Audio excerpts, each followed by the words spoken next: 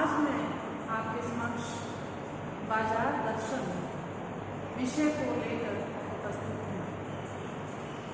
हमने बहुत तरह के विभिन्न प्रकार के उदाहरणों के माध्यम से जाना कि बाजार दर्शन के समय क्या क्या सावधानी बरतनी चाहिए, किस किस तरह से हमें बाजार का अवलोकन करना चाहिए, कैसे दर्शन करना चाहिए। इसमें लेखक हमें बाजार जाने से पहले बताते हैं कि आपको बाजार जाने से पहले किस चीज़ का ध्यान रखना चाहिए। अगर गर्मी के मौसम में जाओ आपको क्या करना चाहिए। आप जैसा कि हमने कल आपको बताया था, लेकिन आज भी मैं आपको बता देती हूँ कि जब भी जिस प्रकार अभी गर्मी का मौसम है, अगर हमें किसी कारणवश बाजार जाना पड़ता है, वैसे तो छात्रों लॉकडाउन है, आप लॉकडाउन के नियमों का पालन करेंगे, लेकिन अगर किसी कुछ ज़रूरत का काम है, कुछ ज़रूरत पड़ती है कि हमें बाजार जाना है, तो कुछ एक सावधानी आपको बरतनी चाहिए। ऐसे ही आप घर से जब निकलो तो पेट भरकर पानी आप जरूर पीकर जाइए, ताकि आप जो गर्मी की मार है, बाहर जो गर्मी है, वो आपके शरीर को अफेक्ट ना करे, आपके शरीर में पानी की कमी ना हो। यही लेखक ने बताया है कि आपको ज़्यादा से ज़्यादा पानी पीकर बाजार जाना चाहिए। छात्रों, कल चूरन वाले के माध्यम से, चूरन वाला जिसको भगत जी भी कहते हैं, उनके माध्यम से हमें लेखक समझाते हैं कि अगर भगत जी को कुछ खरीदना होता था तो वो कैसे खरीदते थे। आज इसी को हम, इसी पाठ की कड़ी को, इसी श्रृंखला को हम आगे बढ़ाते हैं। छात्रों, आज हम पेज 90 पेज आप निकाल लीजिए। आरोहों की पुस्तक का पेज नंबर 90 का आज हम पठन करेंगे। छात्रों, जिस प्रकार आपने कल अच्छे से पाठ को सुना, उम्मीद करती हूँ आज भी आप जो बाजार दर्शन पाठ है इसको अच्छे से सुनोगे, और जहाँ पर आपको समझ नहीं आएगा आप पूछोगे भी ग्रुप में। अब हम पेज नंबर 90 से अपने पाठ का आरंभ करते हैं। छात्रों, इसमें जो चूरन वाले का जो बताया गया है कि एक बार चूरन वाले भगत जी बाजार चौक में दिख गई नजर आ गए। मुझे देखते ही उन्होंने जय जय राम किया। जिस प्रकार छात्रों आप कहीं पर भी हो, चाहे वो अध्यापक हो आपके या आपके रिश्तेदार हो, जब भी बाजार में घूमते हुए अगर कोई देख जाता है, आप भी मुझे लगता है ऐसे ही करते होंगे, विश तो जरूर करते होंगे। गुड मॉर्निंग, गुड आफ्टरनून, जय जय राम, सीताराम, ये जो भी आप करते हो, तो ऐसे ही उन्होंने भी किया। उनकी आंखें बंद नहीं थी और मैं उस समय वह बाजार को किसी भांति कोस रहे। कोसना मीन्स किसी को गाली देना। मालूम होते थे राह में बहुत लोग मिले। ऐसे ही भगत जी को बहुत लोग मिले। जब आप बाजार जाते हो आपको भी बहुत सारे अनेक प्रकार के लोग मिलते होंगे। बहुत बालक मिले, बच्चे भी मिले, भगत जी द्वारा पहचाने जाने के इच्छुक थे। वो भगत जी को पहचान रहे थे। भगत जी ने सबको ही हंसकर पहचाना। उनका छात्रों भगत जी का व्यवहार कैसा था, वो जिससे भी मिलते थे बड़े खुश मिजाज से मिलते थे। ये नहीं था कि वो किसी को देखकर मुंह खोल दे या नाक चढ़ा ले, नहीं, वो मिलनसार व्यक्ति थे। हंसकर पहचाना, सबका अभिवादन दिया, जिन्होंने उनको नमस्कार किया उनका नमस्कार लिया, और खुद जो उनसे बड़े थे उनको नमस्कार किया। इसमें तनिक भी यह नहीं कहा जा सकता, तनिक मीन्स जरा सा या थोड़ा सा, यह भी नहीं कहा जा सकता कि चौक बाजार में होकर उनकी आंखें किसी से भी कम खुली थी। कि ये नहीं था कि उन्होंने किसी को अनदेखा किया था, जिसको भी देख लिया उनको नमस्कार जरूर किया, अभिवादन जरूर किया, प्रणाम जरूर किया। छात्रों, लेकिन वो चपटे हो रहने की लाचारी उन्हें नहीं थी कि किसी को देखकर वो हैरानी की बात कहे कि अच्छा मैं हैरान हूँ कि आप मुझे दिखे। व्यवहार में पशुपेश में नहीं था और खोए से खड़े नहीं वह रह जाते थे। वो किसी को देखकर खोए से नहीं रह जाते थे। जिस प्रकार उनको खुशी होती थी कि कोई उनसे मिला है, तो उनका व्यवहार ही मिलनसार था। छात्रों, उनके व्यवहार की ये आप एक विशेषता लिख सकते हो। उनका व्यवहार कैसा था? मिलनसार था। सबके साथ वो खुशी से मिलते थे, सबके दुख सुख में वो उनका साथ देते थे। ठीक है छात्रों, व्यवहार में भांति भांति के बढ़िया माल से जो भरा पड़ा था, जो बाजार था वो हर प्रकार के भांति भांति क्या होता है, विभिन्न प्रकार के आइटम से, चीजों से भरा हुआ था। सब उनके प्रति अप्रति मीन्स प्रेम इस भक्त के मन में नहीं है। जो भगत जी के जो चूरन बेचने वाले का काम करते थे छात्रों, उनका नाम क्या था? भगत सिंह। लोग उन्हें प्यार से भगत कहते थे। ठीक है, तो वो क्या थे कि जो वो खरीदना होता था वो उसी पर अपनी नजर दौड़ाते थे और बाहर बाजार में क्या मिलता है वो उसकी तरफ देखते भी नहीं। ठीक है छात्रों, कि बाजार भरा पड़ा था लेकिन उनका जो मन था वो क्या खरीदने का था। देखिए, जैसे उस समूचे माल के प्रति भी उनके मन में आशीर्वाद हो सकता है, विद्रोह नहीं, प्रसन्नता ही भीतर है। उनके अंदर जो था वो भी बाहर था, वो दिखावा नहीं करते थे। ये उनके एक विशेषताएं हो गई, उनके व्यक्तित्व की विशेषताओं में काम छात्रों ये भी लिख सकते हैं, वो दिखाती नहीं। क्योंकि कोई रिक्त भीतर नहीं है, देखता हूँ कि खुली आंख, उनकी आंख खुली थी, तुष्ट और मग्न थे। वह जो बाजार में से चले जाते थे। राह में बड़े बड़े फैंसी स्टोर पड़ते हैं। फैंसी क्या होता है? जो अपनी तरफ खींचते हैं। फैशन वाले जो है कि जैसे आजकल बच्चे क्या करते हैं, जो पिक्चर में दिखाया जाता है उसी को वो फॉलो करने की कोशिश करते हैं, अनुसरण करने की कोशिश करते हैं, उसको अपनाने की कोशिश करते हैं। कि जो बाजार में थे वो फैंसी स्टोर तो बहुत थे, कहीं वक्त नहीं थे। भगत ने उनको देखा लेकिन वो वहां पर नहीं रुकते हैं। वो एक छोटी पंसारी की दुकान पर रुकते हैं। छात्रों, वो जो भगत सिंह थे सभी तरह में सभी जगह उन्होंने नजर दौड़ाई, लेकिन वे रुके कहाँ? एक पंसारी की दुकान पर जाकर, क्योंकि वहां उनको क्या लेना था?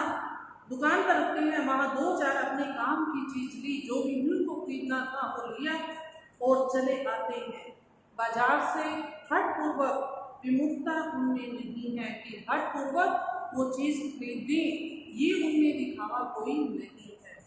लेकिन अगर उन्हें जीरा और काला नमक चाहिए तो छात्रों को क्या करते हैं? तो सारे चौक बाजार की सत्ता उनके लिए अभी तक है, अभी तक उपयोगी है, जब तक वहाँ जीरा मिलता है।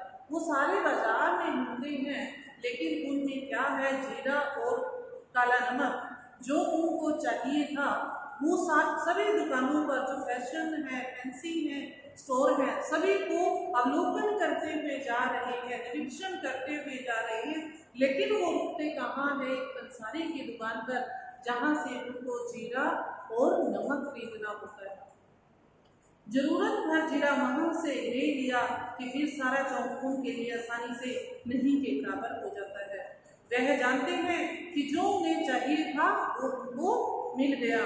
बस इस निश्चित प्रीति के बल पर शेष सब चांदनी चौक का आमंत्रण कर उन पर व्यक्त होकर बिखर पड़ता है। कहने का भाव यह है कि छात्रों, उनको जो चीज खरीदनी थी वो उसको लेकर ही आ जाते हैं। बाकी की जो चीजें बाजार में थी वो उसको निरर्थक समझते हैं कि इसका मेरे जीवन में कोई भी उपयोग नहीं है।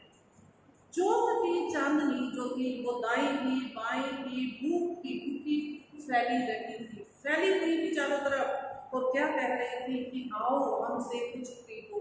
वो उनसे मदद को ऐसा कह रहे थे कि हमारी तरफ देखो और हमें भी खरीदो।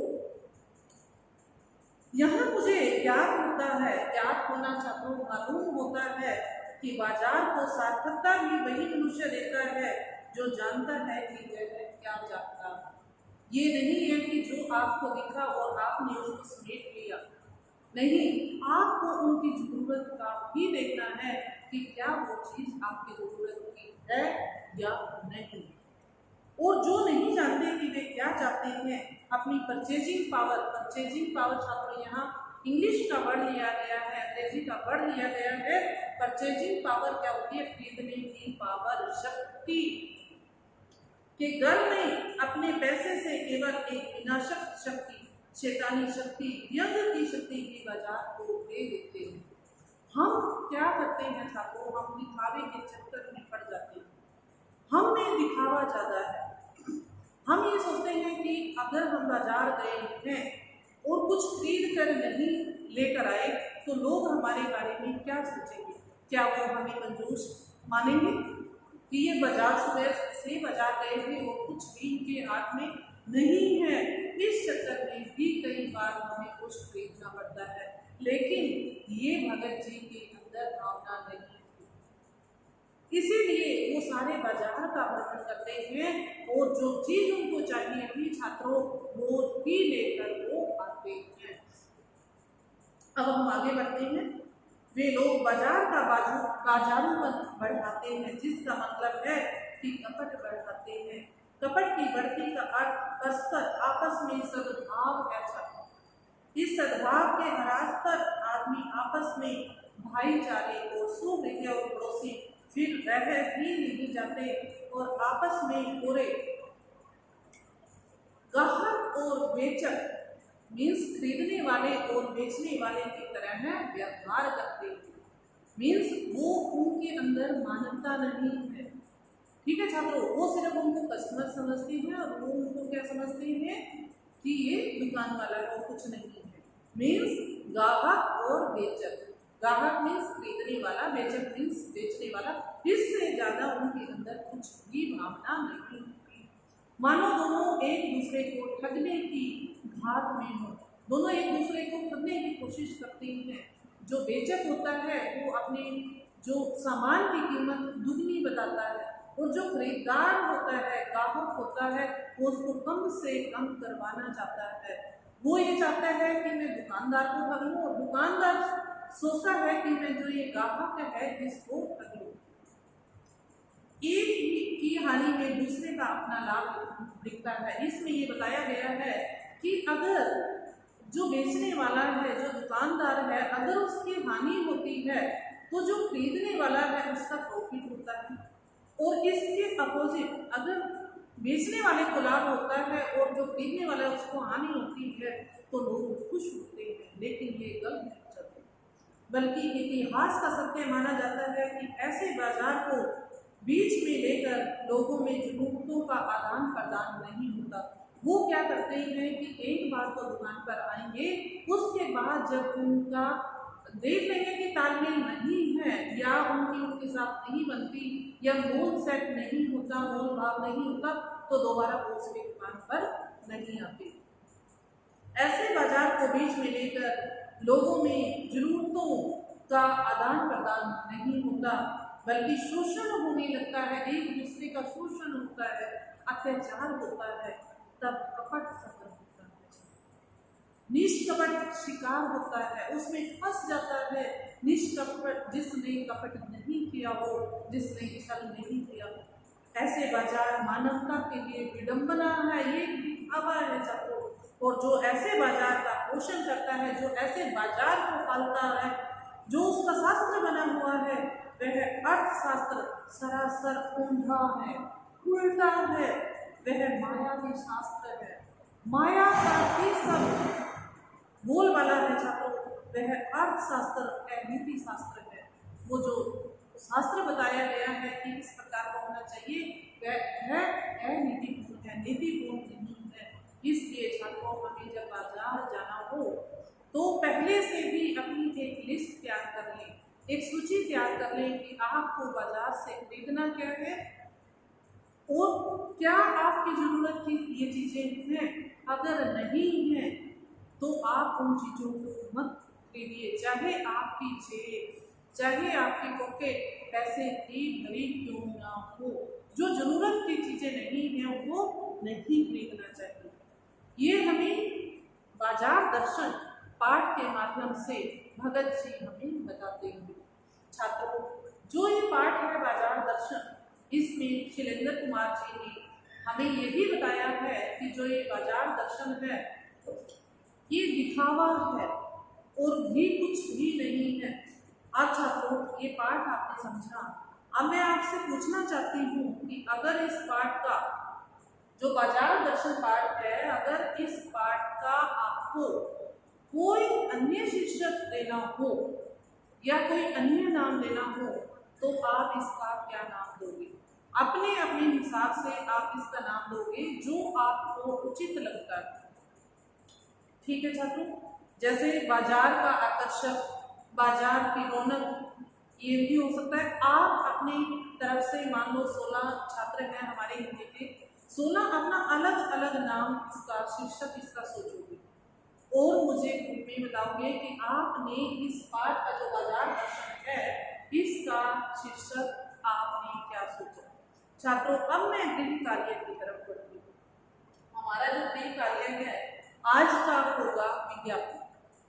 जैसा कि जो आकर्षक चीजें थी बाजार दर्शन के माध्यम से आपने इसमें जानी, और इसी का पेज नंबर 95 पेज पे आप अपने बुक में देखिए कि विज्ञापन की दुनिया लिखा हुआ है। इसमें आपने विज्ञापन जो देखते हैं, चाहे वो समाचार पत्र है, टीवी है, अनेक प्रकार के विज्ञापन आपने देखे हैं जिनमें ग्राहकों को हर तरीके से लुभाने का, अपनी तरफ खींचने का प्रयास किया जाता है, कोशिश की जाती है।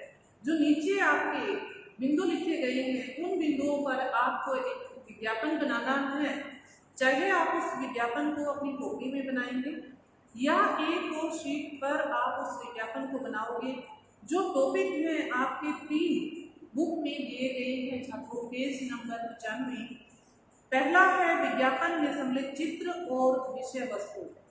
जो विज्ञापन में चित्र होते हैं तो उसकी कथा वस्तु कैसी होनी चाहिए या विषय वस्तु कैसी होनी चाहिए।